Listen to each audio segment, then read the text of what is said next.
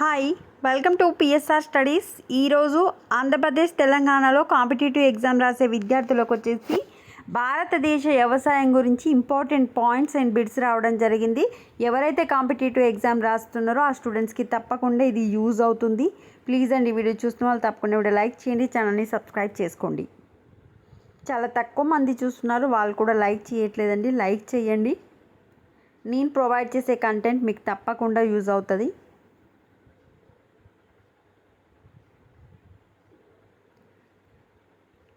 భారతదేశంలో ప్రధానంగా 3 రకాల పంట కాలాలు ఉంటాయి. అవి ఖరీఫ్, రబీ, జైద్. ఇవి వెరీ ఇంపార్టెంట్. ఏ మంత్ నుంచి ఏ మంత్ వరకు ఉంటాయి, ఏ పంటలు పండిస్తారు, వీటిపైననే మనకి ఎక్కువ క్వశ్చన్స్ వచ్చే అవకాశం ఒకసారి చూసుకోండి. ఖరీఫ్ వచ్చేసి జూన్ టు అక్టోబర్, రబీ వచ్చేసి అక్టోబర్ మధ్య నుంచి ఏప్రిల్ వరకు, జైద్ వచ్చేసి మే నుంచి జూన్ వరకు.